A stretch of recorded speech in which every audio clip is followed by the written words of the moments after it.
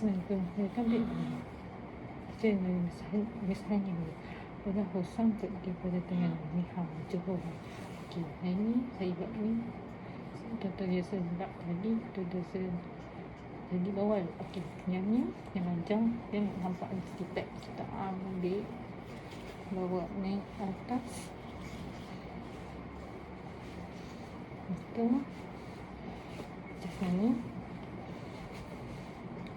Saya tulis kat atas terus disambung.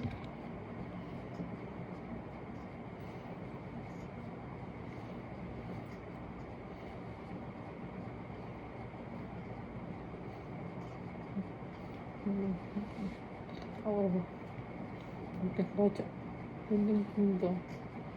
Okey, ini just kalau siapa ada minit untuk minit, kalau tak ada just minit potong je macam ni. Okey, ni boleh pasal lagi boleh ada dia punya segera macam ni. Okey, kita boleh tarik lagi, nak tarik lagi ni. Okey, macam tadi tu pun okey. Terus yang ni tekan. Okey, macam ni okey. Ni tekan. Ni tekan. Ni kiri.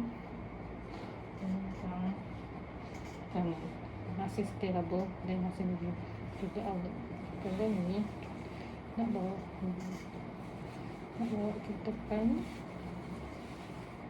macam tu masih stable juga, ataupun ni kita ambil tak atau dia saya kita ambil. Okey,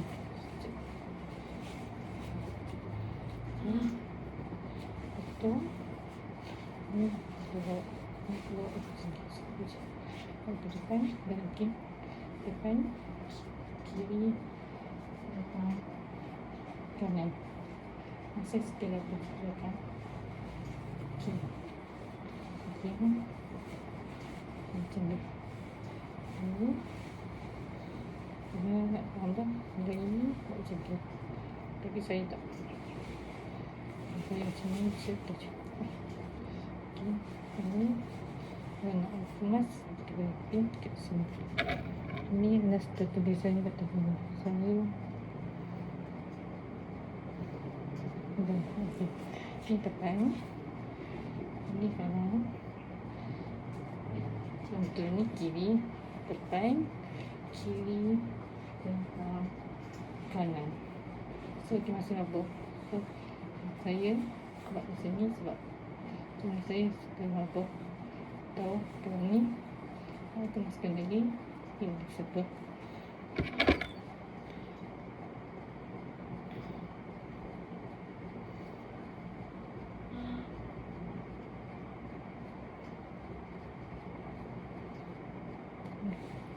Saya nak informasi macam tu saya ambil.